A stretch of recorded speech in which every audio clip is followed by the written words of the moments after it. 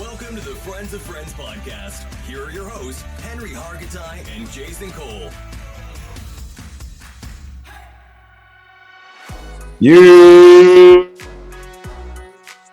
You're is right. Friends of Friends podcast. I'm Henry Hargitay. That is Jason Cole. You know your boy got cleaned up nice and tight, high and tight over the weekend. You know your boy get a haircut every week. You know your boy got cleaned up. How much you pay for a haircut? Okay. There's people buried in the desert for answering less than that. You can't ask me that type of question. What's your wage, my friend? What's your monthly? What are you worth? Prices went up. That's what I'm asking. I'm now paying like $25 for a haircut. 25. Okay. Well, the only thing I'm asking is that you all go like, subscribe, and be a friend of a friend. Be a friend of a friend. The support has been great. We are nothing without you guys. So keep it up. We love it. We love it.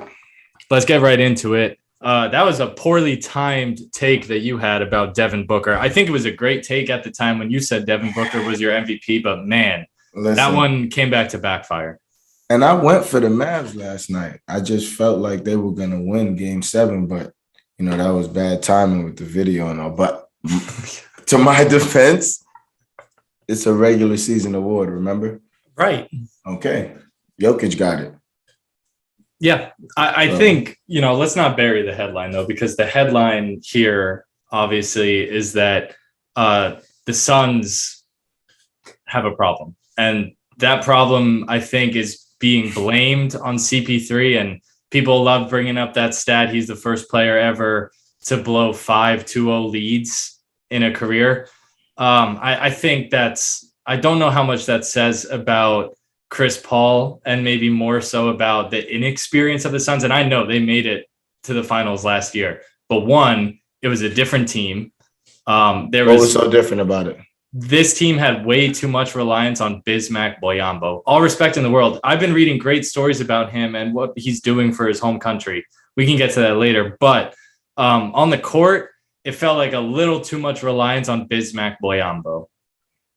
Yeah. And Devin Booker wasn't 100%, it is. What was wrong with him? He had the hamstring in the beginning of the playoffs, and a hamstring is something that naturally takes a long time. I know, but you came back. Came back. We're not using that as an excuse, Sure, but the point is, where do you go from here if you're the Suns? Listen, CP3 tweeted, "I'll be back next season." Okay? So with that being said, you run it right back. Some people can't even make it to the playoffs. Let's not call any names or point any elbows. But, right? If you have that same team, they're not going to get back to where they were just now. This will be 2 years straight. Some guys take 3 years before they finally win it. I'm not saying that as the Suns. I'm just saying some guys get to the finals in first year, get to the finals again the second year, and then get to the finals again and then win it, and then never make it back. But they got that one ring. I've never been into the idea of blowing it up if you have a team that just won as many games as they did. They won 65 games. Right, whatever it was. Why would you blow it up? But there is an argument to be had about the psychology of winning that many games for it to end like that. Right. And I think that's a real thing. How do you win 64 games, have a 2-0 lead, and then it ends like that? Listen, there are single games and single moments that can deter a franchise in its entirety. I'm not saying that was one of those games for the Suns, but I'm not saying it wasn't one of those games for the Suns. Well, listen, Devin Booker is still young. Chris Paul isn't, but the nucleus of that team is still young.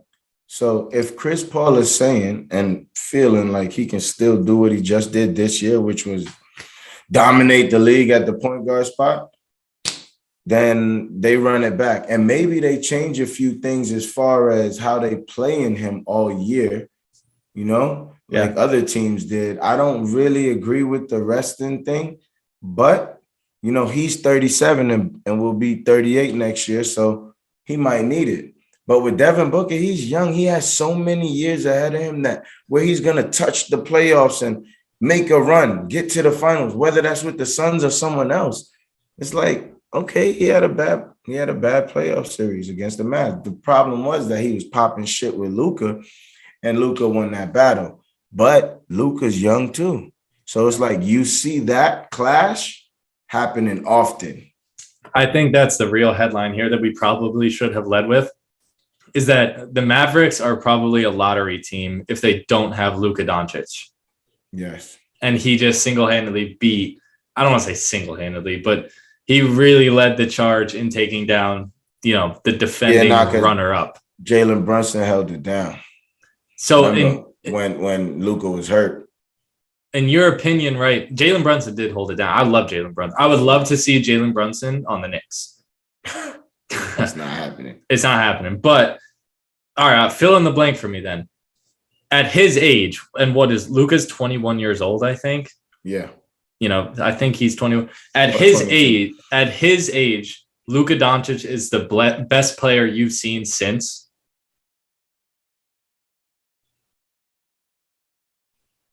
Luka Doncic is the best player that I've seen since. Fill in the blank. He's different. No one's like him. I don't think. You tell me. I mean, you almost led the sentence with he single-handedly beat the Suns, a 64-win team. So if you could make a mistake saying that, you understand that he is different. He scored 30. Yeah. They had 27. Yeah. They interviewed him and he said, yeah, I knew I had more points than the team. He laughed at them all game. And you're telling me he's the best since someone? I can't fill in that blank. I think the biggest difference is, like, I don't know Luka Doncic personally, but I just wrote him a DM on Instagram too, because he's one of my favorite players. Luka Doncic has been invited to come on the podcast. Just putting that out there. Yes, Luka, if you're listening, you're welcome on any time, my friend. But the theory, be a stranger, be a friend of a friend. Be a friend of a friend, Luka. The theory I have about Luka Doncic is that, and again, I've never known him, never met him. I just don't get the sense that he grew up idolizing guys like LeBron and guys like Kobe and KD when he was growing up. He grew up just wanting to dog them. It was never the opposite. It was the opposite. He wanted to be them, not idolize them, And I think that's to play against them. I think that's kind of what you saw in this series, the difference between a dog who wanted it and had something to prove versus guys who have been delusionally compared to some other people's. Like, I always thought the Devin Booker comparison to Kobe Bryant was incredibly disingenuous to everyone involved in that comparison. Yeah, because he's too young and he's not. Yeah. Jason Tatum is closer to Kobe than anybody. Right? But nobody's really. Yeah. Nah, you can't.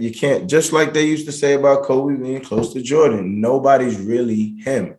Yeah. Right. But they idolize those people. Jason Tatum idolized Kobe, so therefore his game looks like Kobe's.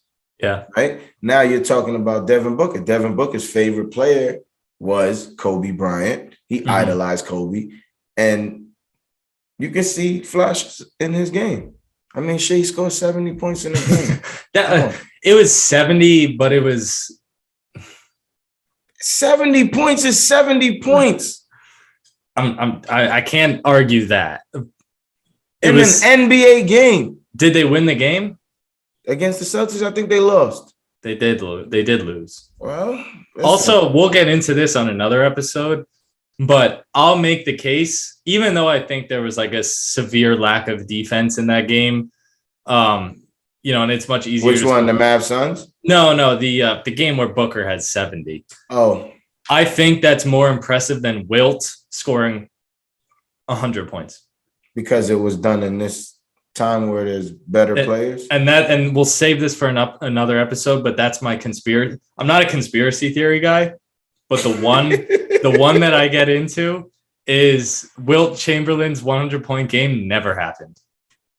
Oh, wow. You ever seen it? They don't have footage of it? You tell me. No, I've seen them show something.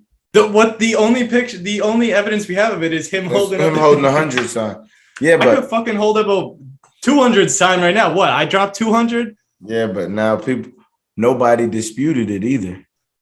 I'm disputing. But you wasn't around back then. I'm talking about the guys he scored 100 on. Nobody said nothing about it. So stop it. If a guy was running around saying he scored 100 against me, I would be denying it. So true. Come on, he's around holding that sign everywhere. If they said someone was running around saying they scored 100 on me, I'd be like, I've never seen that man in my life. I don't know which team he talking about. He was playing a video game. Yeah, Clamp Doctor don't allow 100. All right, we're going to get out of here. We'll save that for another time, though, because I think there's a conversation to be had. We're saving a lot for another time, man. Listen, Be a friend of a friend. Thanks for checking out the Friends of Friends podcast. Don't forget to like, subscribe, and tell a friend.